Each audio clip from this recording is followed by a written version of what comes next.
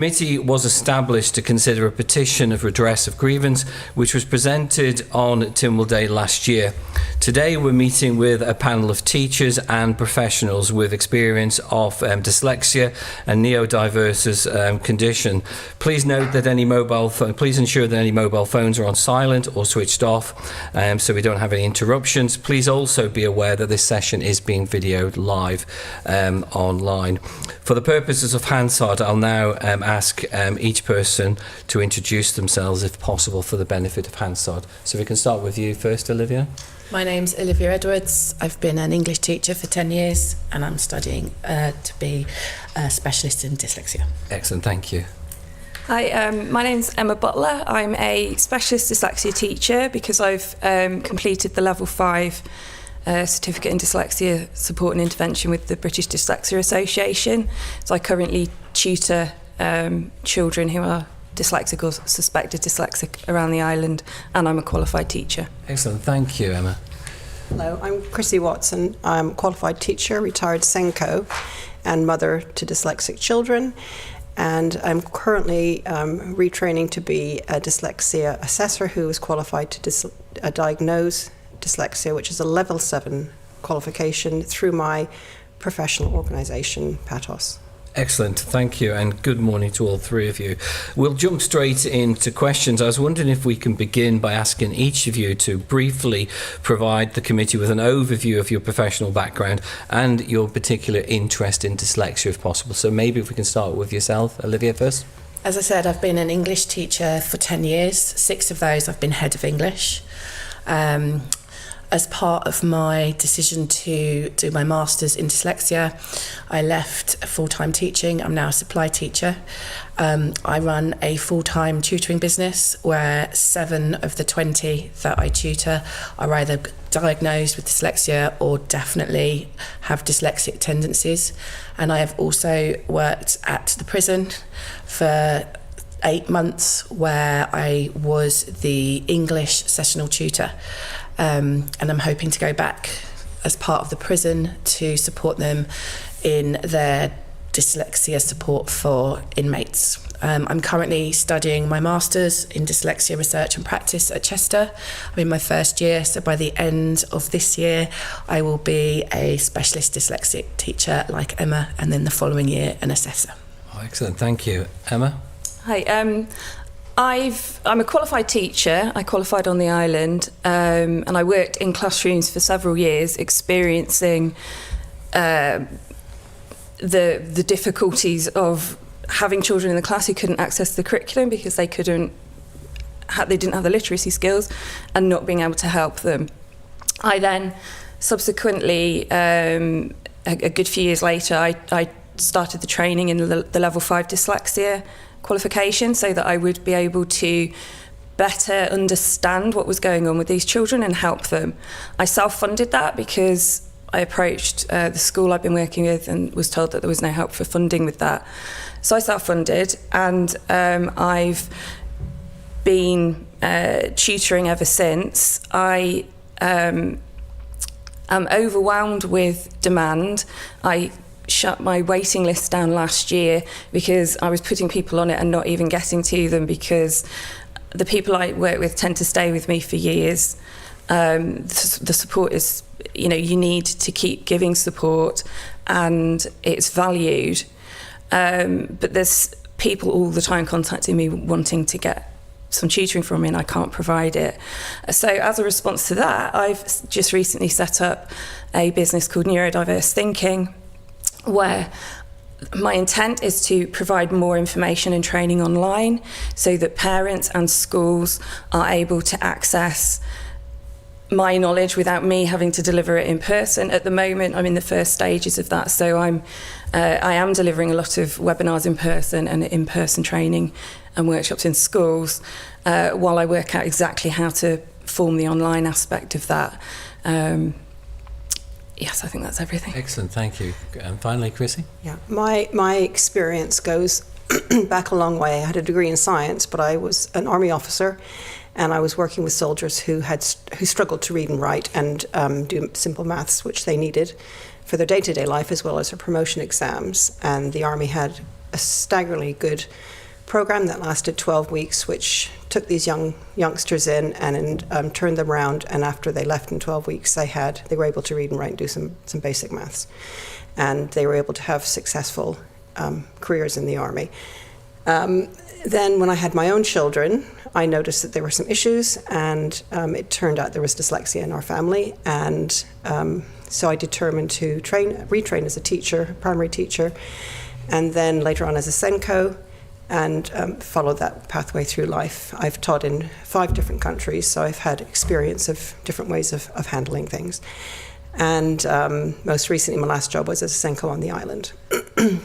Since then, as a member of the Manx Dyslexia Association, I'm not here to represent them today, I'm representing myself as an assessor, trainee assessor.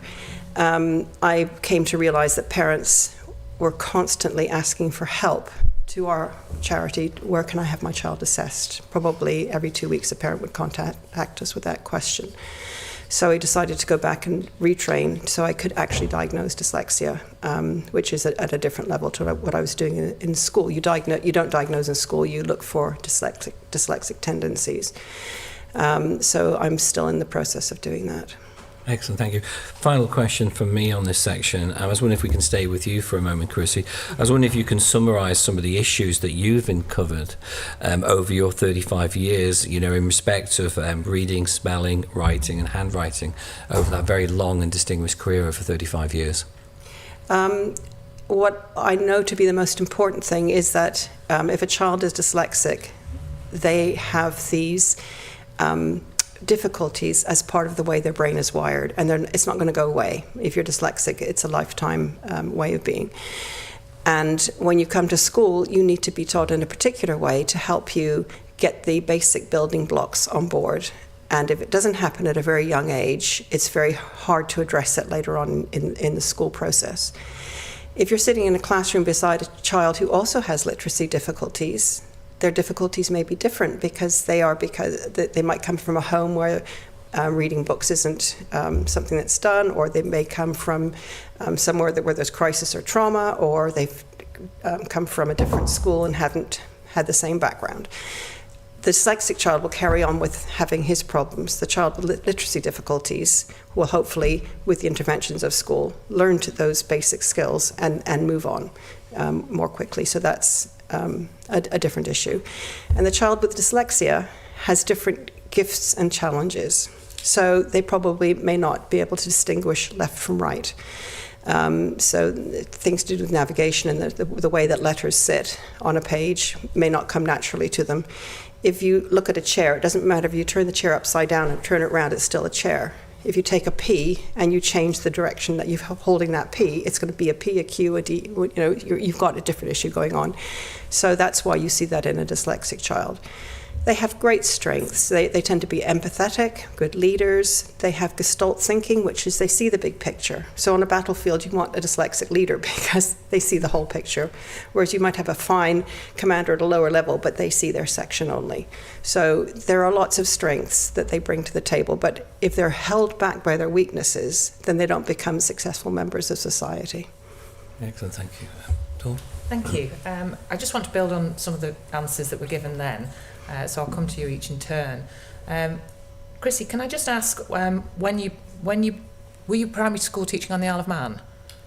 Yes, when I came back to the Isle of Man, in 2008 I was here briefly caring for my father-in-law who was end of life. And then we were away overseas again. And when I came back, I did some supply work for the Department of Education, and I rang around the schools saying I was available. And when I rang the Buchan, they said their Senko was on long-term sick, and yes, they would love to have my help. So I ended up being the Senko there. And what period did that cover when you were a Senko? What years? It was about 2013 to 2018 on the island. Okay. Yeah. So when you were a Senko, the dyslexia policy for the department was the policy that was in place at that time? We had Joyce Monroe's policy, which was about 2011, I think that came out. That was the island policy.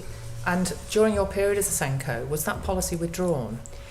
I think it was never, I could be corrected on this. I don't think it was formally withdrawn. I think it sort of just sort of went further back on the shelf and got a bit dusty, but I don't think it was formally withdrawn. Do you have any awareness as to why that was? What I've heard, again, you'd like to check this information, is that it was too expensive for individual schools to implement. Okay, and you raised the point about literacy difficulties versus dyslexia. Yeah. The current position from the department is that it's literacy difficulties as opposed to dyslexia. Do you have a view on that? Yeah, I disagree with it, because I know that it's a different thing that's causing, the underlying cause is different. So if you don't treat it differently, then you're not going to accommodate that child in the best way that you can through their time in school. And we all know that those early years, particularly Key Stage 1, are critical. And before Key Stage 2, you want to have the problems ironed out. It's very hard to deal with it once you get to secondary. So, addressing it as what it is and taking on board the different way that a dyslexic child might be approaching something, I think, to me, is very important. And it's very much up to the individual where they wish to have that label. But as Bill Henderson said at the debate in November, when you were talking about setting up this committee, he stood on the floor and he said, I want to be known as dyslexic. I don't want to be known as somebody with literacy difficulties. Thank you. And can I just ask a question around the differences between the level 5 BDA qualification versus the level 7 University of Chester qualification? The level 5 qualification qualifies you to become a specialist dyslexia teacher. So I am qualified to assess children's literacy skills for the purpose of designing a programme of support, of teaching support for them. I am not qualified to diagnose dyslexia, and I don't have that higher level of the psychometric testing sort of experience that a level 7 would have, and that's why I think, Olivia, you can say more because you're at that point, aren't you? So essentially your first year at Chester is to be able to be a teacher, a specialist dyslexia teacher, and to informally assess. The second year is when you get to the diagnostic stage, and then obviously your final year is your dissertation. So that's the only difference, really. Okay, that's really useful, thank you. Can I ask Chrissie, can you just share your concerns regarding in the absence of sufficient accredited dyslexia assessors on the Isle of Man? There aren't any. I'll say that again. There are no assessors who are advertising at the moment on the island, so that I'm aware of. So if there's some behind the scenes, I don't know of them, but I don't see any advertising. The Manx Dyslexia Association used to fly in international experts who we would pay for them to come and stay here, train teachers, inform parents, and do some assessment while they were here. Other than that, parents have to go across and find a dyslexia assessor elsewhere, or they can sometimes, when they're secondary age, have an online assessment. And so in your submission, you mentioned that a diagnostic assessment report can cost up to £700. How might schools implement quality screenings at an earlier stage to address the initial intervention issue? So are you saying if one of those reports has been done, what should the school do with the report, or what to do so that we don't have to get to that stage, so we don't get to that stage? So if for example, if you've got a parent who can't afford that, Yeah. What sort of screening process do you think should be put in place in order to support? Right. So when they're little, when they're in Key Stage 1, the teachers need to know what their phonemic awareness is. So can they do the basic phonics? And they can do. There are little screening tests that you can do that do look at a bit of memory, some of the phonemic awareness, and that the processing speed. Some of them do that. The big pitfall with these is that they give false negatives sometimes. They're not always reliable. So it'll say that this child does not have dyslexic tendencies, and the teacher thinks, great, I don't have to worry about that child, put it to a side. But the child is dyslexic, and I've come across this many times, that quite often they're online, and the child is just click happy and click, click, click, click, and happens to get the right answers. In other tests, they're just known that my professional body has looked into some of them and said they're not particularly like the lucid exact, but that's used further up the school, not particularly accurate. So you can get an idea, but any classroom teacher should be able to look at where the child's reading and spelling is and see if there's an issue and start to address that, even whether they know the child's dyslexic or not. And the new definition, the Delphi definition that came out this year for dyslexia, says that any child with issues with literacy should get offered support. You don't have to be dyslexic. So if they're all treated the same at the outset and they're all offered this support, you can then start to find the ones who are dyslexic amongst those children. Okay, thank you. Olivia, can I just come to you about, we talked about work at the prison. The individuals you're dealing with, can you advise whether they have just missed a diagnosis along the way, and what sort of long-term effects have you seen on those individuals through that perhaps misdiagnosis in their school? I don't even think there was a diagnosis, to be fair. I would say that the first thing I would always do when I took on a new student in the class was to ask them about their school experiences. And I would say that about 80% in each class had a negative school experience. And they all would basically say the same thing, that they struggled with learning, they found writing hard, they didn't understand it. So their behaviour changed, and so they were kicked out of class, and this just kept happening over and over. So in a number of cases they stopped going to school, which then led to them finding alternative ways to make money, which has led to them ending up in jail. There's a lot of ADHD, but there certainly was far more individuals with dyslexic tendencies. And what I will say is that with a little bit of support, these guys were motivated and keen to learn. It was just unfortunate that the way the education system is run there at the moment, that they were not offered functional skills, which would have been far better for them.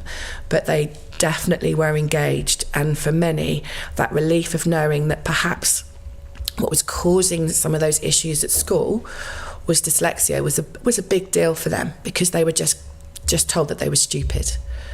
And that these are young men, sort of some of them who've just got into adult prison, who were all saying the same thing about their experience at school. Can you just, for the benefit of the record, I understand what functional skills is, but could you just explain what that is? Yeah, so your GCSE is always going to be a number of texts that you analyse in depth, that you have to summarise, etc., and then you're expected to write persuasively and creatively, which is great. However, for many, functional skills is all that you need. So functional skills, there are 2 levels. Level 2 will allow you to have exactly the same qualification as your GCSE, but it's functional.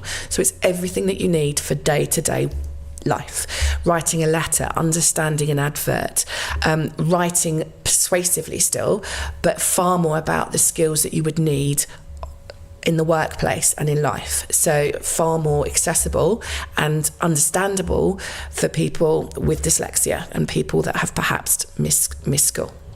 So can I just understand then, is functional skills being delivered in the prison or not? It's not. Right. No, it's not currently. I don't know why. I did ask, but unfortunately it's not. I think they are looking at it now. Last year they had four students who took the GCSE in English. Only 2 passed. Now with functional skills, there would have been a lot more achieving their GCSE level and being able to go back into the community with qualifications. So, sorry, so I'll just ask a last question here. Do you consider that it would be more beneficial for the prisoners to all undertake the functional skills, and those who are perhaps stronger at the functional skills then be directed towards GCSE, Yes. in your opinion? Yes, absolutely. Thank you. Thank you, Dawn. Can I just jump back in there, please, Olivia? When you talked about the functional skills are now being delivered or now being looked at, what has changed and how that's changed? Has it been your input, or is it the fact that this committee's been set up? What has changed to suddenly say that now the prisoners starting to look at functional skills in prison? This is something that I was talking to the governor about before I left. and obviously in the UK, functional skills is delivered as standard in prisons. It is not a GCSE. A number of the education departments that I contacted across, none of them had GCSEs. It was all functional skills. So obviously the governor, who has come from across, is well aware of that, and he's been campaigning for quite some time for functional skills to be done within the prison. I just think it was one of those things that logistically might not have worked with the college that was providing the service at the time. Okay, do you want to... Well, I was going to say, do you want to jump in? Could I just ask you, Olivia, are those qualifications recognised by employers and in the... Yes. Right. If you take, so your level 1 is your sort of entry level, so that would be for ones that normally at GCSE would be getting their sort of D's and E's. It's basic, but it provides them with that qualification. But the second thing it does, it gives them confidence, and that is the most important thing. It gives the person confidence to then be able to think, I can do this. Getting your level 2 is the equivalent of a C in GCSE. Thank you. Can I just build on that then? So we're thinking about functional skills in the prison here. Just in your experience as teachers, do you think it would be, and now I've looked at the data in relation to GCSE passes, and I can't remember the exact data now, but sort of a third are probably not achieving GCSE in terms of what would be regarded as a pass grade. Do you think there should be more options available in the schools for some of those individuals to undertake functional skills qualifications in the schools? So the school I was at, QE2, we did offer functional skills. That was available. Obviously the university, the UCM does it as well. I'm not sure about other schools because I don't know what they do. My experience, I've only been here 2.5 years, so my experience is mainly from across. But the issue with functional skills was, and obviously we don't have that issue here, was that it didn't add anything to the progress tables. So that's why the only reason why functional skills was not offered at many secondary schools in the UK was simply that if you got a student a pass, it wasn't recognised on the tables that counted, the performance tables. Now, we don't obviously have the same thing over here. And I'm a firm believer that this should be more about ensuring that every child is successful in one way or another and gets a qualification that will allow them to go out into the world and be whoever they want to be. So I'm a real advocate for functional skills. Thank you. Excellent, thank you. Do you want next question?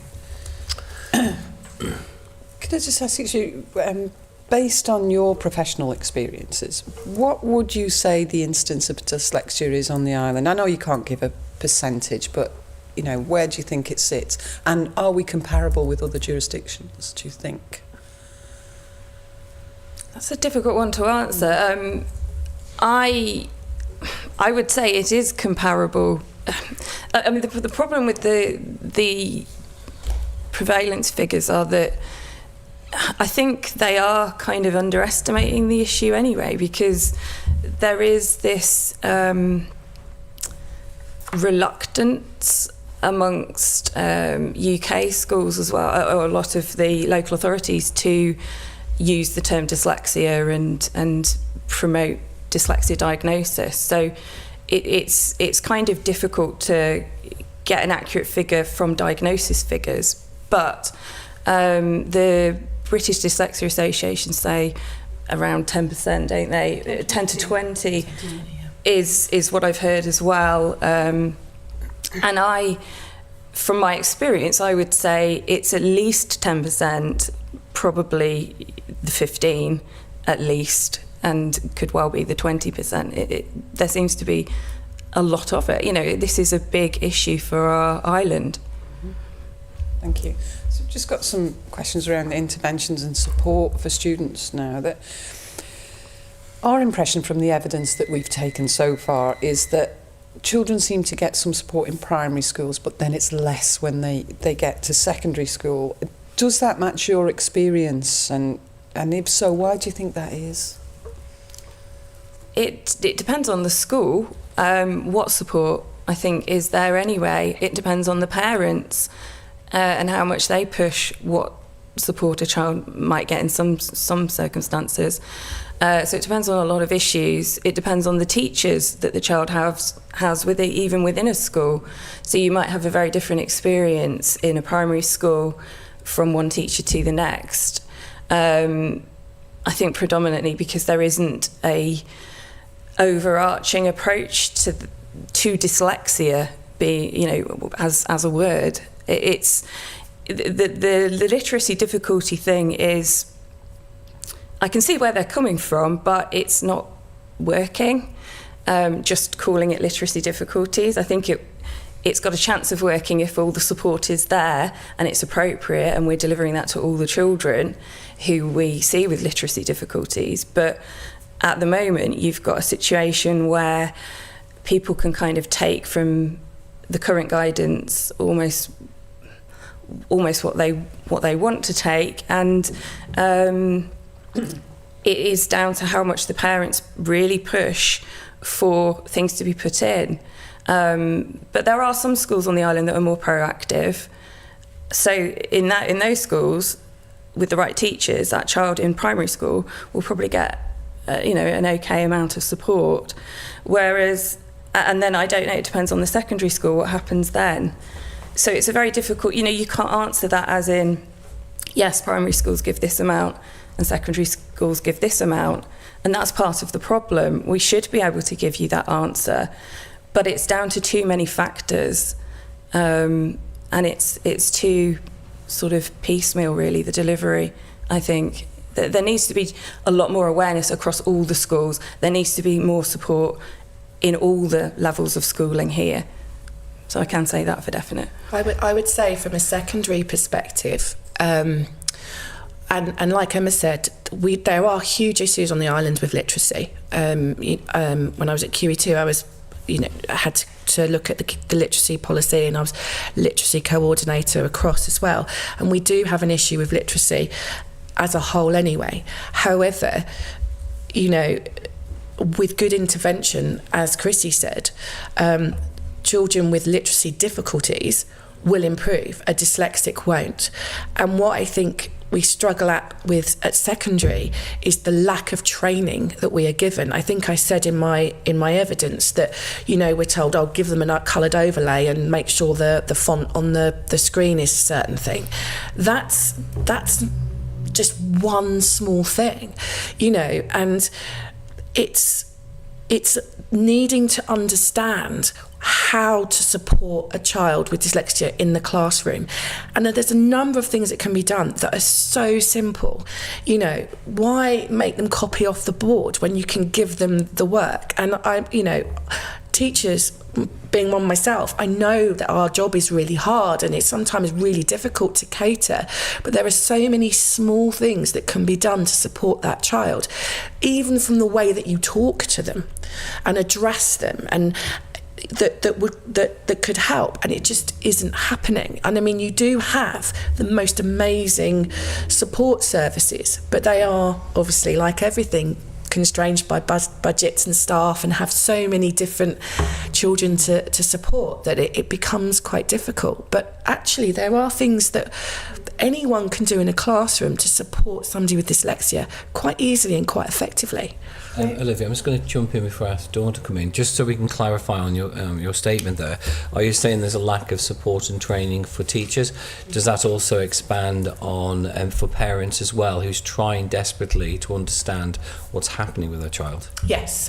I found quite often at secondary, and I've been doing a bit of supply at primary, and I've heard it here, that often parents don't want to accept that their child has dyslexia or something, because they then feel that they failed. And it's again that education of understanding that, as Chrissie said, it's about that child's brain being wired differently. It doesn't make any difference to how wonderful that child is. And absolutely, there are things that the parent should be able to do at home. that perhaps they don't understand the alphabet. You know, that's one of the first things that we as assessors look at, you know, and a dyslexic child can often not do the alphabet, even in year 9 and 10. Now, that's something that parents can help at home with, you know, helping their child, finding ways to support them to learn the alphabet, because without understanding the alphabet and where each letter sits, that child can't learn to spell. And so there are simple things that parents can do to support the work in schools that I don't think that they're aware that they can do. Can I add to that, as about the alphabet? You'll find many year 6 children who can't name the letters in the alphabet. They can say the sounds. So if you ask them how to spell their name, they'll say wa'ata, because they don't know the names.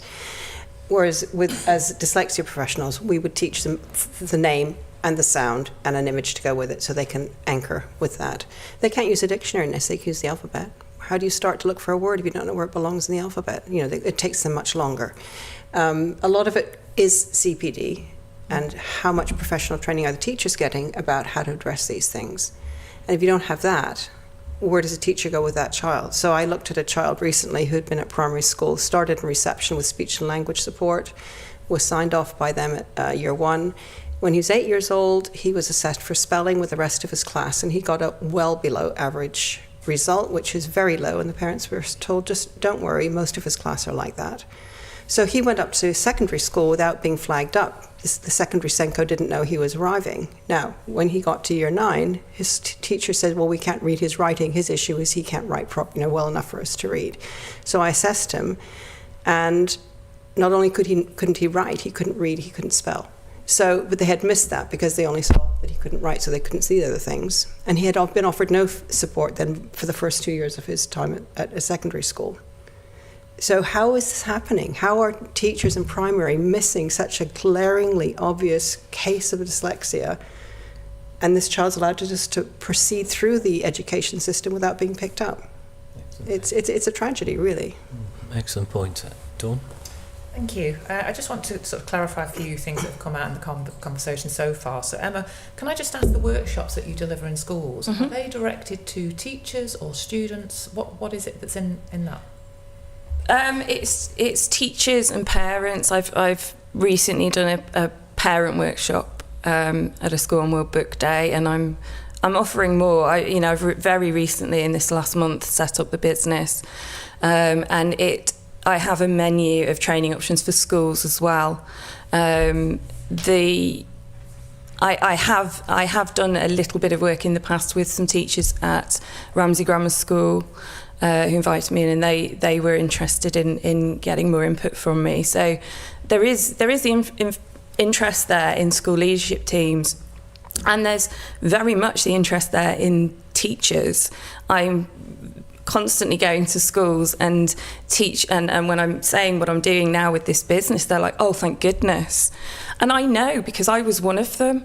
I was that teacher, with a year 5 teacher with a dyslexic girl in my, well, I had a couple of dyslexic children looking back, but we knew that there was a dyslexic child there, and her mum was desperate for help, desperate for information, and came to me for that.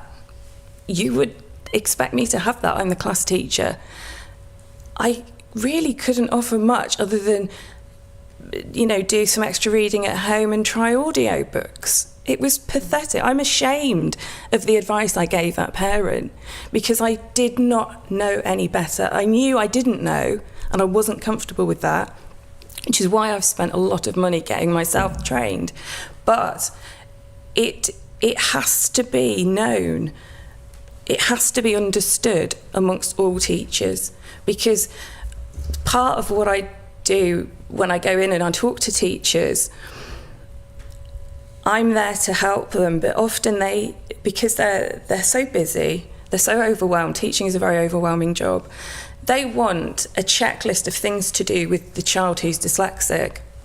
That isn't actually, I can give them ideas, but you need that broader awareness around the dyslexic thinking mind and the other commonly co-occurring learning differences, so that you can basically be a brain detective for that child and find out what works for them, how is their wiring, know what to be mindful of, and know what to put in place.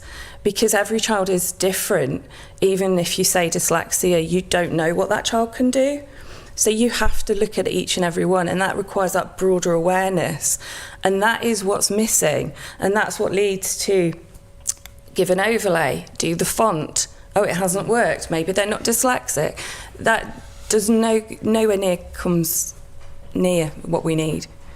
So I listen to what you're saying, that there's a real lack of awareness for individual teachers due to various factors to be able to support children who have dyslexia. And you've explained your own experience there, and it's not the first time we've heard that experience of teachers. And I can hear from what you're saying about the support then that you're able to offer now. You've got that specialism to both the child and the family, is how you operate. Can I just ask a bit more, maybe Olivia, if you could answer this one. So in terms of being a teacher, what CPD is being offered at this moment in time, and are you aware that the department has a number of resources which they've described as a library which are available for teachers to access to broaden their knowledge in relation to dyslexia? So, as far as CPD is concerned, obviously I only trained 10 years ago, which is still quite new. You have training when you start. Teacher Standard 5 is your differentiation and adaptation.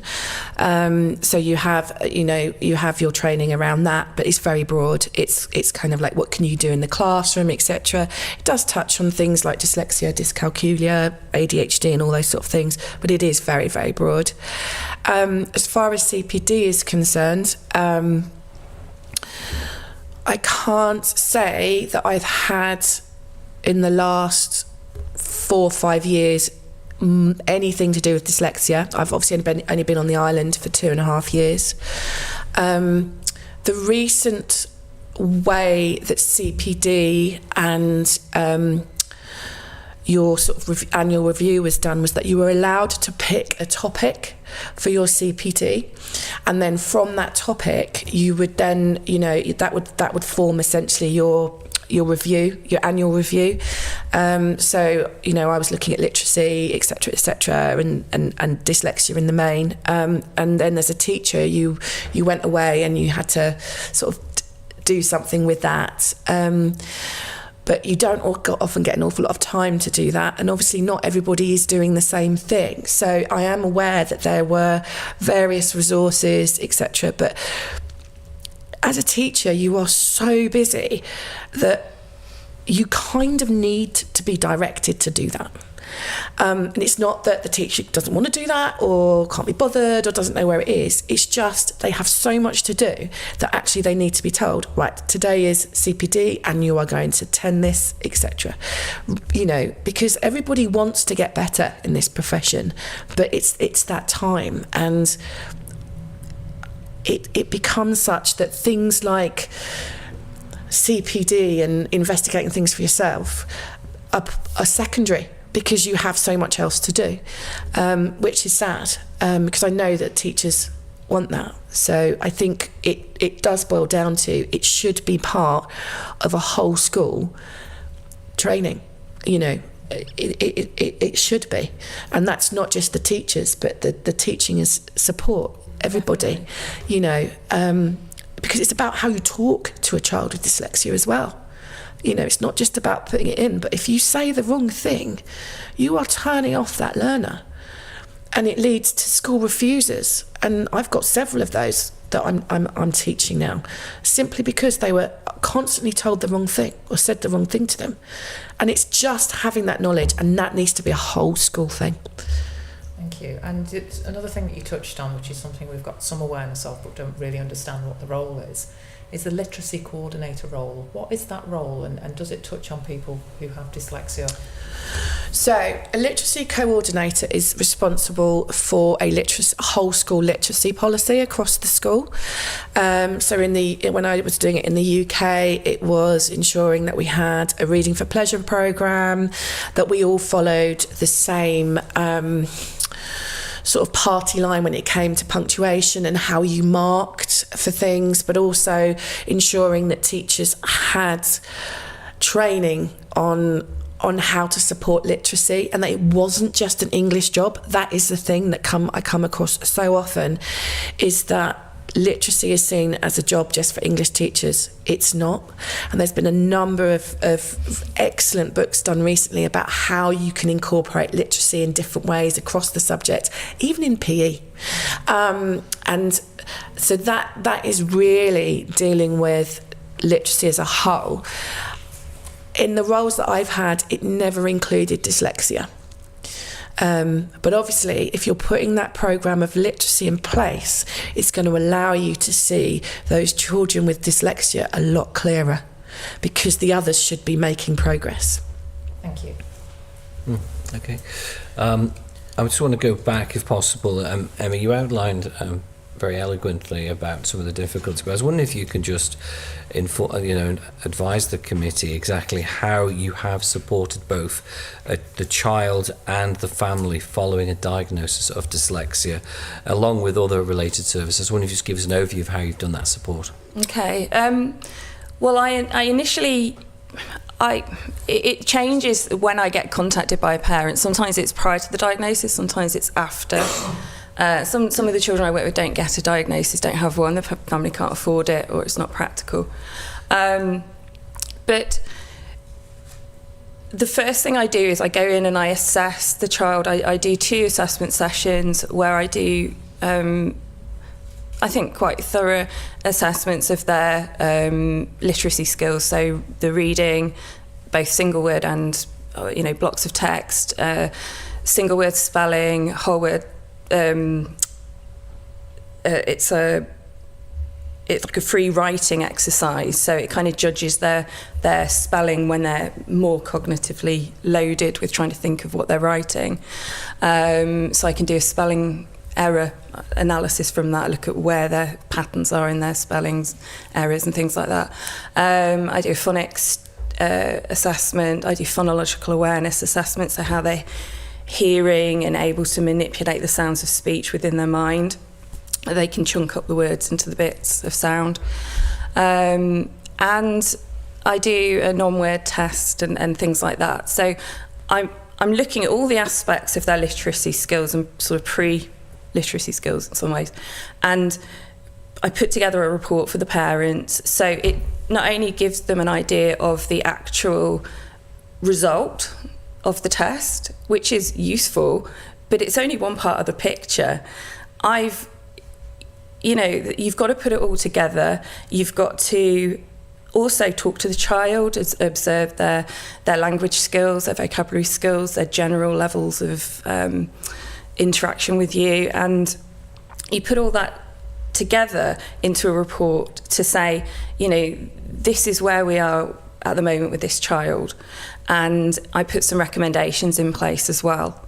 From that, I come up with a scheme of work for the child, working on their areas that I've identified need the most work, or tailoring. I mean, they'll all need phonics work, but tailoring it to their specific needs. And then I deliver that weekly for an hour session a week. When I started the tutoring, I thought that was what I was going to do. I thought that was all I was going to do. I didn't realise the level of distress and support, the level of distress within the home often, and the level of support the parents are going to need as well. So I've often spent an extra 3/4 of an hour at a parent's house while they cry and explain to me all the difficulties. And it's like this big venting, certainly in the first couple of weeks, not with every parent, but with a lot. It's like a big venting. Finally, they've got somebody who can understand what they're saying about their child, and who has seen this kind of thing before, and who is sort of some beacon of hope. That's often what these parents need, is just somebody who gives them some hope, because often they've lost that dealing with schools. And it upsets me to say it, because I'm a teacher and I've got some fantastic colleagues on the island, teacher colleagues on the island. I respect so many of the school's leadership teams. We've got great staff. It's just something's going badly wrong. And it's having a huge emotional, it's a trauma for these families to go through. Often it's worse when the children are around year 7, and often that's when the parents realise they have to get somebody in. This is not, they've been sort of catered through primary school, it'll be okay. They get the child hits year 7 and it's like, okay, they're not going to be okay. So it's a big level of panic and anxiety on the parents as well, and guilt that they didn't act sooner. And it's half of the job is, well, not half of the job, but a bigger part of the job than I thought is supporting parents and talking with them about their experiences with the school, maybe how to approach the school, often just letting them vent about some of the awful ways that some teachers have handled their children and put them even after a diagnosis, after a psychologist, an educational psychologist going into the school, talking to the staff, explaining what's needed. There are still the comments and the inappropriate things being done with this child in class, pulling them up in front of the class to spell words in front of the class. After all this is known, after the child is refusing to go to school because of anxiety, that still happens. I get so upset about it because I don't want to talk out of turn, but what are we trying to do to them? Where's the motivation for that? If you know better, and you should know better, how can you still do that to that child? It's got to be some. I can't. I've got to be careful how I phrase things here, but it's very. I think you've summed it up well. But just before I ask Anne to come in, can we just so we've got some understanding as a committee, can you give us a range of ages that you see? I think it's quite important for the committee to understand the age of the students that you're seeing. Well, I'm a trained teacher, so I could teach in secondary if I wanted, but my experience is in primary school. When I set up the tutoring business, I intended to work with younger children, primary age children. I'm trained with my level 5 qualification to work with children up to 16. So I found there's such a demand from people who are hitting year 7, with the children hitting year 7, that I have taken on some, often actually at the end of year 6, and done some really, there was one person I did 3 lessons a week, which is too much really, and I did say to the parent, this isn't made, but the situation, it was actually appropriate to do 3 lessons a week over the summer holidays before that child hit school, to give them some sort of something. And then, so I've ended up, I think the oldest child I've got at the moment is 13. But I'll probably be staying with them until they do their GCSEs. Can we just clarify, just in case anyone is listening online and who doesn't have children at school, can you just explain what age range is year 6 and what age range is year 7? Okay. Year 6 is where they turn 11. So year 7 will be when they turn 12. So they could be 11 or 12 in year 7. That's good. Thank you. Just for Hansard and for our record. Thank you. Each of you has experience in private tutoring. So my question really is around how much engagement is there with schools?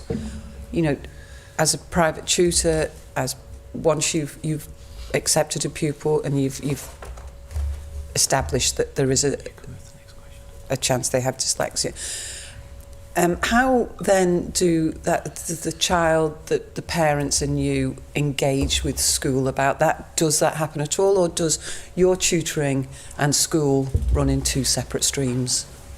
With me, I give a thorough report, and that's often, it's available to be passed on to the school, and I encourage that. I've had situations in the past where a parent's taken it to a meeting, and I don't know exactly who, I think it it was a secondary school child, so it was like head of year and Senko maybe. I don't know exactly who was at the meeting, but whoever the meeting was with, because I can't remember now, but she said she'd got this report and they were so dismissive of it. They weren't at all interested in it. And to me, as a teacher, I would have looked at such a report as a complete gift, a window into that child's mind. That's what I want as a teacher. I want to know how to best teach them. So I don't understand that attitude at all. There are other teachers who are really glad to get the report. They're really glad to work with me. There's some children I teach within the school, and I can go in and I can actually, the parents pay me privately, but I can go in and actually teach them within the school for an hour, because often these children are very burnt out when they get home, so they can't actually accept the tutoring at home. And I've done that, and that's very easy then to liaise with the teachers if they seem interested. Not all the teachers are particularly interested in talking to me. I've had a little bit of defensiveness and the comments of, well, they were fine in reception. I mean, you know, they're in year 2. I don't know what that means to me, but they, you know, so it's quite variable, the effects I get, but a lot of teachers are very thankful for the information and want to work with me, and they can show me, you know, pieces of that child's work, and we liaise, and that's what it should be, you know, a collaboration and just sharing experiences. They know things about that child I don't know. They can see how they work in groups and things like that. So that's the real valuable experiences. And what would you like to see implemented that would change that would make a difference to bring those things together? I think we need to be allowed to say the word dyslexia a bit more freely, rather than literacy difficulties. I mean, there is that debate about, you know, should it just be literacy difficulties? Should it even be diagnosed? It's a way of thinking and all that. Yes, those are great debates, but we've got to work in the world we're in, where, unfortunately, society, and particularly the bit of school, the bit of a child's life when they're at school, is set up so it is a disability for that child. If it is, we have to be able to say the word to describe the thing. So if we say dyslexia, we know we're talking about that cluster of things that could possibly be there, that way of thinking that makes things more likely or not. So if we can talk about dyslexia more, if we can accept diagnoses a bit more within schools, if there's a much higher level of training and awareness in all staff, we can actually communicate properly. Because sometimes I find I've tried to speak to a Senko about a child, or dyslexia in general, and their level of understanding of dyslexia is not up to scratch. They expressed to me that it's to do with letters moving around on the page, and pretty much that's it, you know. And it's very difficult then to have a conversation about it, because they don't understand what it is. I'm not there to tell them they're wrong, and you know, I don't want to fall out with the school, so it's very difficult. And communication kind of breaks down there because of the lack of understanding. So we need the much wider understanding. We need at least level 5 trained staff to be available to every single school, preferably within every school, certainly within every secondary, and probably within every couple of primaries. To have that ability, and that should be easier now. Schools are lumped together under one executive head.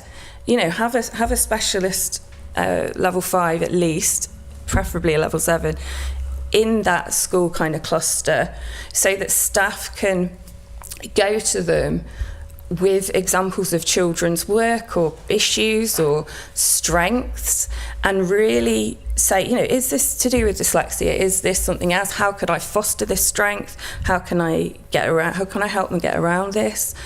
Share good practice, and also really have promote the positive sides of these learning differences, because there's tons. That was another thing. That was another thing I didn't realise when I went into the tutoring, was just how much fun I was going to have, because these kids are fabulous. They're exciting kids. They're the kind of kids we want as teachers. Often they've got those sparky minds. They put concepts together. They're always coming up with, they make you laugh because they're so funny. They've come up with ideas I've never even thought of. They correct me because they're much more astute than I am in some ways. And to think that we're losing any of these minds to anxiety and school refusal, which we most definitely are, children from good families, you know, if there is such a thing, you know, the families you wouldn't expect these issues to be arising, we are having these problems because those things aren't in place. It will save money in the medium to long term, so I don't know why it's not being done. Okay, so the upshot of that, from what I'm getting, is, you know, if we can't say dyslexia, we can't support dyslexia. That I could have just said that. Sorry. I think from a tutoring perspective, I mainly tutor secondary. I do teach at the moment for school refusers, all females. There's a lot of research that says, you know, a male, and I don't want to be stereotypical here, but male dyslexics will go down the path of the class clown, or, you know, acting up to get thrown out. The girls will become far more anxious and school refuse. And I've got 2 in year 9 that haven't been into school for about a year. And I have a real issue with tutoring because, yes, I get my business from that, but it really galls me that a parent is having to pay me to support a child, even ones at private school, to get something that I believe should be coming from the school. And that really frustrates me. And my experience with dealing with communicating with teachers is quite negative, I'll be honest with you. They don't want anything to do with me. One of the girls that I tutor, she's not been in since year 7 because she was constantly being told off for being too slow writing things off the board. Her anxiety is massive. She has barely been in school for 2 years. She's already been told that when she goes back into school, she'll be in bottom set for English, which is the worst place to put her because the behaviour is often bad and she's not going to get the support. She's incredibly bright. And what I've been doing is mimicking the curriculum at home and sending in her assessments and detailing how we've got there so that she gets a mark. We've not had anything back. And it's things like that where, you know, we as teachers at secondary, we should be working together. At the end of the day, you are judged essentially on your pass rate in your classes. And so if somebody is getting extra support to get there, that should be something that is appreciated and we should work together. And when I was an English teacher, I used to love it when tutors used to contact me because we could work together and I could say, actually, this is their weak point. Can you look at this? Because actually in the class, we don't have that time. And I just think there needs to be that understanding that we're not fighting against each other. We're there for the same reason, and that's that child. And like you said, there's so much money that could be saved for trying to support kids through outreach and, you know, trying to get them back into the school, etc. Just by simple things to get that child back in that are so easily rectified. You know, I literally this morning had another parent message me that a teacher had emailed the entire class saying that he was fed up with children saying, I don't know, and that it was time that they, these children needed to essentially become more engaged in class. Now, I don't know is something that a child will say because they need time to think about it. And rather than seeing that as this child is just not learning, let them have a moment to breathe, rephrase the question, and they do know. And it's those simple things that when you tutor, you're giving this child their confidence back. And that we should be all working together. And that's what really I get really passionate about, is the fact that there seems to be this difference and there shouldn't be, because the end goal is that child. And that's all we care about. Excellent. Thank you. Can I just ask, what might a parent expect to pay for private tuition per hour? I charge £40 an hour. I'm charging £42 an hour for the sort of, I live in Ramsey, so the northern area. I charge more if I go further down south, so I put a little bit on. So I think the most I charge is £48 an hour. And there's a physical limit to how many children you can fit in. So I am earning probably a third of what I would be earning if I was a classroom teacher. I am not making money out of this, I can tell you. Thank you. And could you just talk a little bit about the work that you've been undertaking at Ramsey Grammar, so we can just understand how that's... I was contacted by them. It was really a kind of pilot kind of thing to see if there was how we could best structure support for the teachers. I was initially reluctant to do whole sort of school staff training. I've got over that now, but I was at that time when we set this up. So I went in and spoke to the Senko. He'd contacted me and asked me to go in and speak to him. And we decided that we could have some sort of lunchtime sessions where the teachers could come or could email the Senko any questions that they had about their students or dyslexia for me, and then I'd come in and kind of have like a clinic at the lunchtime break. Also, I provided the school with a raft of information which they could put on their shared sort of folder storage area for access for all staff regarding the support for dyslexia. There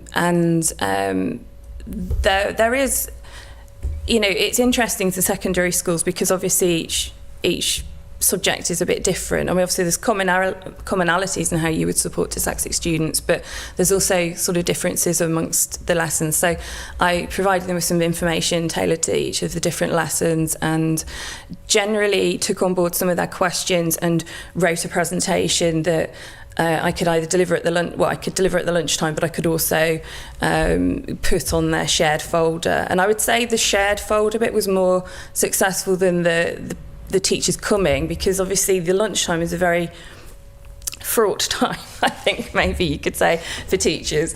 And they often, and I mean certainly on the Ramsey Grammar site, it's a big site. You could spend your lunchtime walking from one end to the other probably. So there weren't that many people who attended, but I got good feedback from the Senko about there being more of a discussion around dyslexia within the school, and it being helpful for him as well to have that resource bank, so that if teachers did come or if there were particular instances, he had that to refer to easily.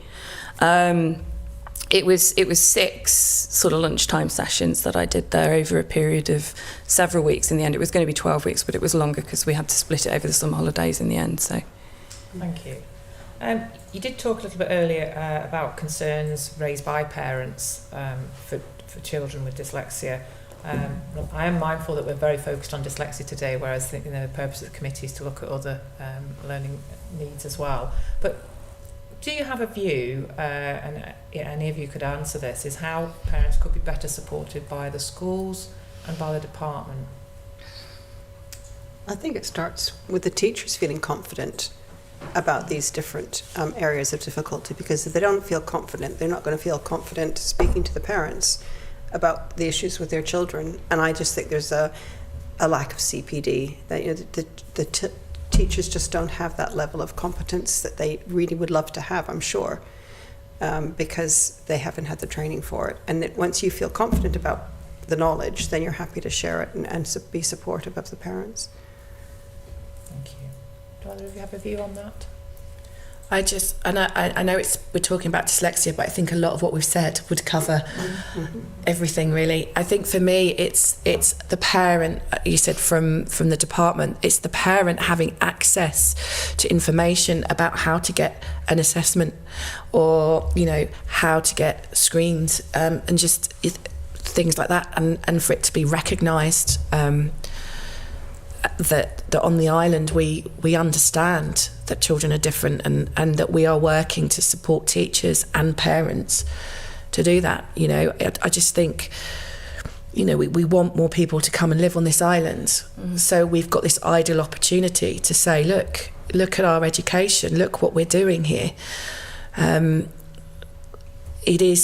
We support all here, and we recognise that your child could be different, you know. And I think if we want to sell ourselves as the place to come and live, it is things like that, and that's what we need to be doing, I think. I think we really do have a huge opportunity here on the island to make this a pinnacle, a good practice. I don't think it's actually that difficult. I mean, it's all these things are difficult, but, you know, I don't think it's impossible by any means. I think it's very achievable.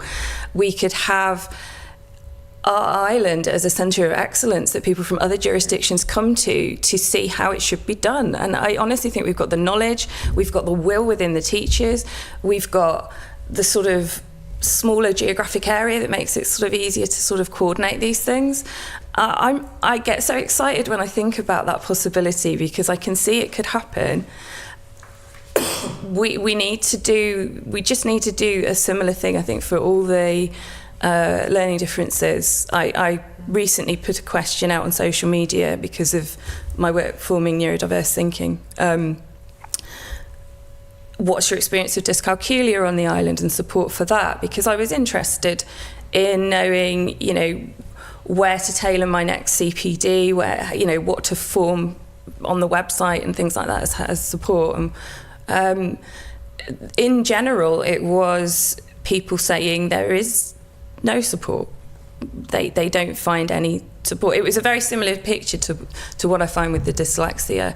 There was, though, one person who said that their child had been sort of proactively, that the school had been quite proactive, and they'd identified it, they'd brought in I think it was described as a diagnosis. I think it was a screener from actually the time it took. It was quite a quick thing, to give the parent a picture of the child's abilities in maths and with regard to dyscalculia. And they put things in place, and they've done that for all the learning differences this child has. That should be the common experience. But it shows it's possible, you know, so there's a school doing it. And I think it's just there's a bit more awareness in that school and positivity around it, and it can happen. So I really want to see this island be the place to go. I think we can do that. Okay. Thank you. I was going to go. Do you want to ask 30? Yeah. Chrissie, you mentioned CPD there, and I'd just like to ask, what additional training and support packages do you believe should be provided to teachers? There's a lot out there that's free, actually. So even Harvard and, you know, BDA, everybody, there are lots of different places. Made by Dyslexia, which is a charity, has free training for every teacher who wants it. Now, those are small packages, but I'm sure we can go beyond free. I know budgets are tight, but I'm sure we can go beyond free. And again, there are lots of packages that are out there that can be bought in. There is in-house training that can be done from the department, but each school has the freedom to flourish, and each head has that choice about how to spend their training budget and how to, you know, what am I going to spend it on? And if they don't want to do literacy or dyslexia or anything else along those lines, they don't have to. So if you drill down and ask each of the primary schools, how have you spent your money for training in the last 5 years? That would be an interesting question. How much of it has actually gone on this very important area? And it, you know, as was just said, it's not just dyslexia; it's the other difficulties that lie alongside it and often overlap. So, for instance, with something like dysgraphia, or, you know, problems with handwriting, once you've said this child has this issue, where do you go? We don't have, to my knowledge, a trained pediatric occupational therapist who specializes in handwriting on the island. So where do you go from there? So there are lots of questions that come out of it.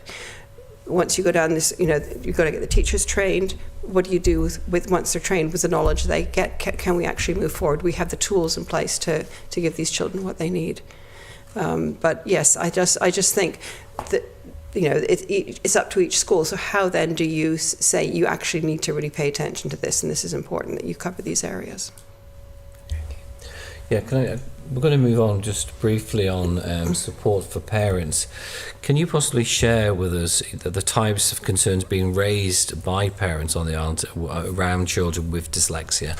And I'll just expand on that. I mean, how can these parents be better supported by both the school and the department? It's an open question. I'm happy to take 3 answers if you'd like. Okay. So there are things, for instance, in secondary school, the children might be coming up to do their public exams, and they are entitled in some cases to access arrangements for that. So do the parents understand what entitlement the child actually has? So they might decide, well, I think my child needs more time. They need 25% more time to do this test, and they really might feel very aggrieved if that's not happening. And maybe it should be happening. Maybe that child is entitled to it, but without the underlying testing, how do you know? There's a whole setup, the JCQ, where it's all detailed for the SENCO. It's not up to me as a writer of private reports. It's up to the individual school SENCO to decide whether the child gets those access arrangements. And the underlying testing has to take place. But the parents don't always understand that, you know, it's quite complicated. How do parents access that information? What is the SENCO actually doing in her job? Do they know that the SENCO has to gather evidence? They have to look at the child's normal way of working. They're liaising with the classroom teacher. They might use techniques like during a school assessment. They might be writing their paper in a blue pen, and when the assessment time finishes, that child's told to pick up a green pen or a red pen and carry on, so they can see how effectively the child is using the extra time. So there is lots going on in the background that parents don't necessarily understand. And is it accessible to, is there somewhere that parents can access information? Because I find that, you know, I get those questions from parents. They don't particularly understand. There may not be the underlying evidence, or there might be. So it's important that the parents do understand, so they can advocate for their child if that's the way it needs to be done, if they need to have the extra access arrangements. Can I just build on that, Chrissie? So it sounds as though it may be useful for perhaps the department to publish some information around access arrangements. So. What's this may mean for your child? Yeah. Is it any of your experience that individual schools publish any of this information, or is this kind of in a black hole with this? I don't think I've seen it. No, I haven't. And I think it's quite interesting as well, going on from what Chrissie says. What you've got to remember is dyslexia, for example, 40% is hereditary. So if you are publishing things, you've got to be aware that the parents may also have those difficulties. So it needs to be in a format and in a way that they too can understand. Video. Exactly. But no, I don't recall, you know, anything sort of, you get told that your child has access arrangements, but I don't think I've often had to explain what that means. And also they question, well, why are they only allowed this? Why didn't they get that? And you sort of have to explain, you know, well, they obviously didn't need it according to that level of the testing and things. So I think it would be useful to get some sort of mini breakdown, really, wouldn't it? But there does need to be a lot more communication between, I think, particularly the secondary level schools here and the parents. When I've been tutoring children, it's often felt like the school is almost a gated castle where it's very difficult for parents to get in and see people or get information out.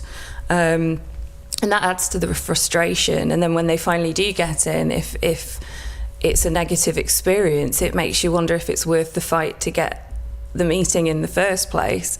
Whereas I think it's easier with the primary schools because you have a class teacher, there's one teacher, you can speak to them. Although I do, when I do parents' workshops, I impress upon the parents the importance of trying to, of actually arranging a meeting to discuss things rather than having it a quick at the school, in the school playground kind of chat with the teacher at the end of the school day, because they often can't address things then.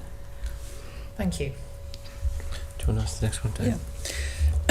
So we're going to just move on to the policy around dyslexia from the department itself. So could I ask you, do you have any concerns regarding the Department of Education, Sport and Culture's use of the term overarching term of literacy difficulties without specific mention of dyslexia? My issue is that dyslexia seems to be, seen by the department is a very negative word, and they're concerned about how the teachers will receive it. Again, harking back to CPD, if you don't feel confident about what it means, then it's best to avoid it. I think it should be literacy difficulties and dyslexia, because it is literacy, or just, it has to be there. It can't just be swept under the carpet. And when you get to the end of your journey and you're going off to university, and you might be applying for the Disabled Students Allowance, which will support you with your dyslexia so that you get one-to-one tutoring, or you get the software package you need for your computer to help you with your dyslexia. You have to have one of the reports that hopefully I'll be qualified to do, a dyslexia assessment report, because that's what the government demands as what they need if you're going to go for this benefit. I diagnose dyslexia. I don't diagnose literacy difficulties. So it's there at the end of the journey. So why isn't it there at the beginning of the journey? It's also the policy. I don't know the guidance. I don't know what it is at the moment. But the term literacy difficulties, and just using that instead of dyslexia, seems to come from the work of Eliot and Gibb, and particularly Eliot. And even they say in one of their reports, I think it's the 2020 paper they did, that it only works. I mean, there's a logic to it. There is a logic to it. It will only work if the interventions that are available and are being given routinely to the children with the literacy difficulties is all-encompassing and of the right level. You've got to have, if you've got sort of the equivalent of level 5 trained people in the schools, people who really understand these literacy difficulties, if that's what we're calling them, if you've got that level of understanding of the difficulty and the right interventions in place, if that type of severity of the difficulty is identified, then it's okay. I'm all right with them just calling it literacy difficulties and not dyslexia. I myself do have some issues with the whole diagnosing something that's a learning, it's a brain wiring thing. I don't like medicalising something that shouldn't be medicalised, but you can't implement that kind of strategy, the response to intervention strategy that Eliot was talking about, unless you have all the interventions there. That's my big problem. That's why it's not working. We don't have enough interventions there. We don't have enough knowledge of the literacy difficulties when they're at the very severe end. So you end up with a situation where you've got the schools who have some interventions, they have some screeners, they have some knowledge. They are doing the best with what they've got. Some of the Senkos sort of, I imagine, feel uncomfortable with the situation, but there's some that I think genuinely, honestly think that they're doing everything right because it's what the department's telling them to do. And it's nowhere near good enough, and I didn't realise the extent to which it wasn't good enough until I went into people's houses and saw the extent to which families are being ripped apart by the trauma of this situation. So we either have to change something, because this is not working. I think the idea of the word literacy difficulties is important, because, as I said, I do think in education as a whole, not just here, there is a huge problem with literacy. It's just it needs sorting. But a dyslexic child, it isn't just literacy difficulties. You need to be holistic and look at that child as an individual. And I think it is about that intervention, because dyslexia is about when the intervention has still not worked. the intervention that is in place for those literacy difficulties. So, but we don't have enough intervention for children with literacy difficulties to be able to then say, that child still needs more intervention. Now we need to screen them at an early age, and now we need to look at them. So I think there does need to be more done about that focus away from, or at least that recognition that a dyslexic child doesn't just have literacy difficulties. It's not something that's going to go away. They might not be able to read the analog clock. That's very common in a dyslexic child. And that's not something that's happening in the literacy class, in the English or literacy class. That's happening somewhere else. It's not that tight. It's got to be. You got to look at the whole picture. And a lot of what I'm doing with the children is not actually around the literacy. It's hearing their story, their experience of the world, framing it for them and saying, oh, right, well, that's interesting, because a lot of dyslexic people find that. So normalising it, making it, it's not them being stupid. And also picking up when they're brilliant because their dyslexic mind makes them brilliant, which often happens. And I'll be like, wow, I could never have done that, wow, that's amazing. And I give them my experience, and they didn't realise that everybody didn't do the brilliant things that their brain can do, because obviously that's what they do. But until somebody with the knowledge to sort of make that a thing, promote that, and basically say to that child, in not in the words, but week after week, I hope I get across to the child that I see them, I see their strengths, their weaknesses, it's okay.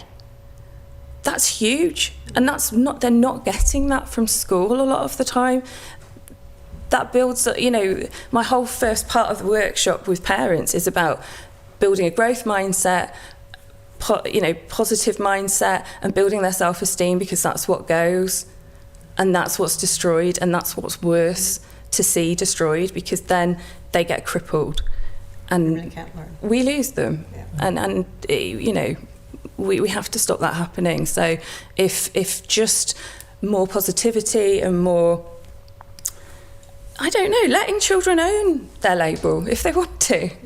And It's not a shame thing. Knowing in another class that they're doing pulleys and levers, and they can't write about it, so you let that child shine, and you give them a great big set of connects, and they build a huge model with lots of pulleys and levers, and they explain to the rest of their class, this is how it works, and they feel good about themselves. And you've given them a way of showing that they understand the concept without having to write about it. And you're helping that child on their journey, because you don't go anywhere without self-esteem. And that school of preliminary education I mentioned in the army all those years ago, if you spoke to a chap in a week one class, poor posture, wouldn't look you in the eye, shuffled around, no self-esteem. You go into a week 12 class, standing up straight, full of themselves, happy to talk, good eye contact, and saying, somebody cares about me. And look what I've learned in these last 3 months. It doesn't take long, but you have to give people their self-esteem. I think as a teacher, when I first started, I did, and I'll be totally honest and hold my hands up, I did see dyslexia as a literacy thing. And it's, at the start of my career, but the more I looked into it, and the more I realised it's not. It's everything, isn't it? It's the memory. It's everything. So to actually call everything literacy, to sort of label it under literacy difficulties is not fair. We are looking at the time, we are coming to the end of the session, but we've got a couple of more questions yet, if possible. Anne, and then I'll ask Dawn to come in at that point. So over to you, Anne. I just wanted to go back to something that you said, Olivia, about, once something's recognised, sometimes small interventions are put in place, but I got the impression you felt too little, too late. So is there an opportunity to have some sort of screening programme at a point in a child's life, age, where things could be picked up? If you did a universal screen, is that possible to do? Is it expensive to do? Is it? At secondary, it becomes just for exam arrangements. We don't screen for dyslexia or dyscalculia at all. The only screening is done for exam arrangements, and often that's not done till end of year 9, beginning of year 10, which is quite late. There is overlap. Some of the tests that I'll use as an assessor overlap with some of the tests the SENCO uses for her exam arrangement assessments. And but the people in my position would do an ability test as well to see what is the we used to call them intelligence tests in the old days, visual and verbal ability. We look at the cognitive profile, and we look at how they're performing on their academic subjects as well. So we have that extra added bolt-on one. But yeah, there's no charge. It's part of the SENCO setup in school where they do this for access arrangements. So is there an ideal age to test or screen? My professional body would say around 8 years old to begin with. I mean, but before that, you're picking them up because you're noticing that they're having difficulties in school. For those that aren't picked up, would some sort of across-the-board screening system you want to have it early key stage 2 at the latest, because those are critical years. It's like learning a foreign language. Your brain becomes more fixed, and it's not so easy to pick up the concepts that you're supposed to be picking up. The earlier the better. It's got to be. The earlier the better. Yeah. Thank you. Okay. Dawn? Thank you. Just picking up on some of the answers earlier, but I just want to think about SENCOs and their qualifications. Is there an expectation for SENCOs to have any qualification with dyslexia or any other learning difficulties? Not on the island. It's desirable on the job descriptions. And the SENCOs at secondary have to be able to do the testing, so they have to probably have what's called a certificate in competence educational testing in order to carry out the testing they need for the exam access arrangements. So, Chrissie, you just said they're not on the island. Does that differ to? Oh yes, in the UK it's a level 7 that you need, which is master's level, and that's for primary and secondary SENCOs. If you're not qualified as you go into your role, you have to do it within 2 years. I think it is of getting there. You couldn't just take that package and bolt it on to what we hit to our teachers here, because their legislation is completely different in the UK. We'd have to have our own system for our own SENCOs, but it's terrible that they're not trained. So are you saying that it's a statutory requirement in the UK? Yeah. Thank you. And just asking a further question, that you talked earlier about the disability support allowance, and if a student doesn't have that diagnostic assessment, that they're not eligible for that financial support going into higher level learning. Are you aware of many students who have been impacted negatively because of that failure to diagnose? I've come across a couple. One of them you may not have heard of, who was in year 13. Our parents had been asking for help all the way through and got nothing. September of year 13, she was given a screener in school. Final set of mock exams in the January, she didn't do well, and the parents said, "What's happened?" They said, "Oh, did we forget to tell you? We think she's dyslexic. It came up in the screener in September." This is year 13. She had her mind set on this course across that she wanted to do, which was to do with veterinary medicine, and she didn't get the grades she needed to go and do the course. But luckily that university had a foundation year, and they said, "Don't worry, you can do the foundation year and we'll assess you when you come for a proper DAR, diagnostic assessment report, and your government will pay us back for that, because that's part of the DSA or whatever." And so she was tested, and they said, "Yes, you're dyslexic, this is what we're going to do, support you." And she was doing her foundation course, and her parents applied to the government to have this money back. And they said, "You can't apply for the DSA because she's not on a university course, she's on a foundation course." Why isn't she on a university course? Because she had been failed and not picked up during her school time here. So she was penalized for that. There's so many little aspects that are going wrong that need to be addressed. Thank you.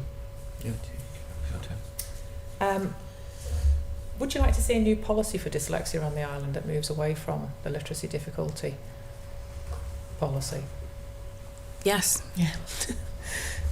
I can give you a short answer for that one. Emma, you shared a wonderful document, the UK All-Party Parliamentary Group for Dyslexia and Other Specific Learning Difficulties document. It is an excellent resource, a lot of valuable information in there. Are there any specific sections in there that you'd want to highlight for the committee today? Was that the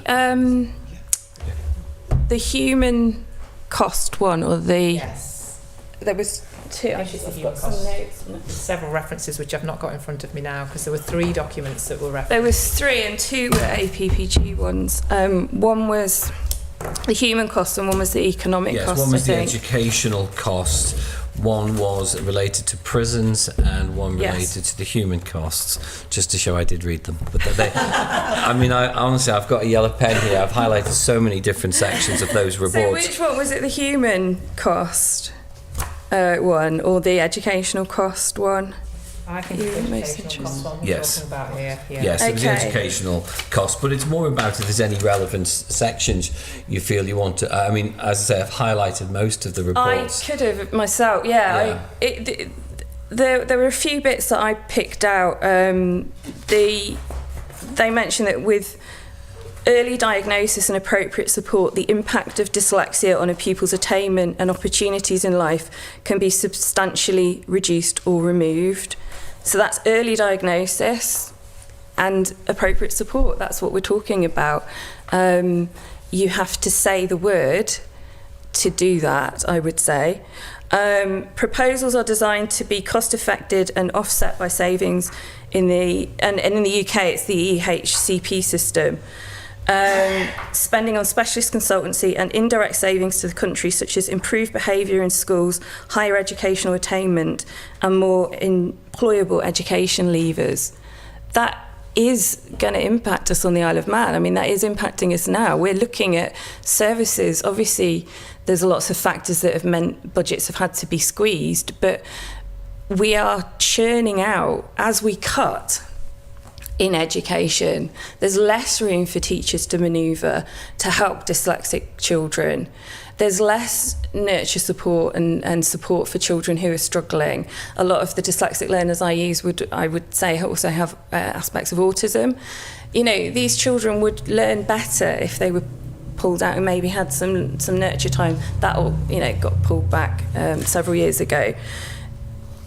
We're churning out now children who are not having the skills that they should have. They don't have the self-esteem they should have. They might have even refused school and not even really engaged with secondary school. So we then see the impact on the prison. The prison is, you know, jam-packed. It's got a disproportionate, as far as I understand, level of people with neurodivergences in it. You know, this is only going to get worse. Mental health services, CAMS is just swamped.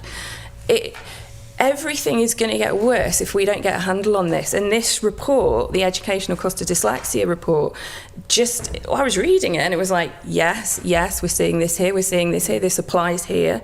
So you can pretty much understand why you've highlighted so much. You know, it's very pertinent to what's happening here. Can I just interject very quickly about the behaviour? We are in a teacher recruitment crisis, and behaviour, if you look at the anonymous surveys that are done every single year, behaviour is top of the list. It is hard. It is incredibly hard. I've only been teaching 10 years and the behaviour has worsened and it is exhausting, and you know, you are losing teachers through stress and having to pay for that long term, etc., and I firmly believe there is a link to difficulties, whatever you want to call them, like dyslexia, and not acknowledge them in the classroom, which is leading to really poor behaviour, which is going to have an impact on your teachers and the fact that they are leaving. And I think that's something that's got to be remembered, because I genuinely believe that that's playing a part, because things like this are not being recognised and supported enough. I agree, and I think there's one section in that report which I highlighted earlier before this session was about it can take up to half a year for a child to get the support through an academic year, and I think that's something, okay, it's not an Isle of Man report, it's one from an all-party group in the UK, but when I read through the report there is so much that can relate here to the Isle of Man, and when I read through it relate to what can improve and what we need to deliver. Read that report, it's clearly laid out there what we should And the human cost report as well is equally sort of pertinent. There was a couple extra bits, could I say the couple extras quickly? Yeah. Because this really is my experience. Schools carrying out assessments without the specialist knowledge required and then providing parents with inaccurate information. I think if that isn't happening, we're at massive risk of it happening. I think it is happening. Schools telling parents that the local authority will not recognise dyslexia and therefore will not provide support for it. And there is a confused picture here now because we don't have a clear policy. Schools are saying different things and parents are being told they won't recognise that report if you get it, you know, and it's not necessarily accurate. Schools refusing to accept the findings of diagnostic assessments carried out privately and refusing to implement support recommendations that have been provided by specialists. I've seen that happening. A specialist has provided a report, not me, an even better trained specialist, and they just don't implement the recommendations. You're absolutely right, and I think just before I let Dawn come in, you know, I will just, you know, Gavin Williamson, MP for the Secretary of State of Education, he sums it up beautifully, and it was very much my own opening remarks when I brought the actual petition to Tynwald. It says, children only have one chance in education. I want to make sure that that chance works for them. I thought that was a beautiful sort of snapline of one that I absolutely embraced myself. Dawn? Thank you, Chair. Just listening to some of the responses, and the department are looking into, following a report that they received, looking into whether or not there should be some sort of specialist provision school. Now, the policy at the moment is that we have a mainstream school, we do it through inclusive teaching. I've heard some of the responses in relation to that, and I've heard your suggestion about we could be a centre of excellence. Do you think there would be value in the Isle of Man considering some sort of specialist school that deals with dyslexia and other neurodiverse conditions? Personally, I don't think it's necessary. I think we can do it within the schools we've got. I think it's very achievable with what we've got. I don't think we need to single people out for specialist provision as if they're broken, or, you know, we should have a school, every school, that is a place where people come with their different brains, and the brains are recognised for their strengths, the things they find difficult, and provision is there to help them get the most out of the current system of exams, unfortunately. I mean, that's a whole other thing. But, you know, so why anybody is trying to do anything in education, if that's not where they're coming from, I don't know. So we can do that within schools. You know, dyslexia is a massive strength as well as a difficulty. We don't want to segregate those strengths away from other people who could learn from them. We all have to work together as a society to make our society work. And that starts in school, learning those things and learning that people are different and learning that that's okay. So I don't think that would be helpful. 100%. Thank you. Okay, we're going to just two very small questions and then we'll be finished, I promise. Okay. Anne, over to you. Mine's more of an opportunity, really, to give you.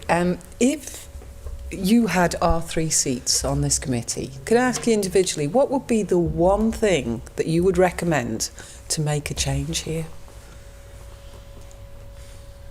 Educate the teachers. Yeah, that's definitely what I was going to say. Yeah.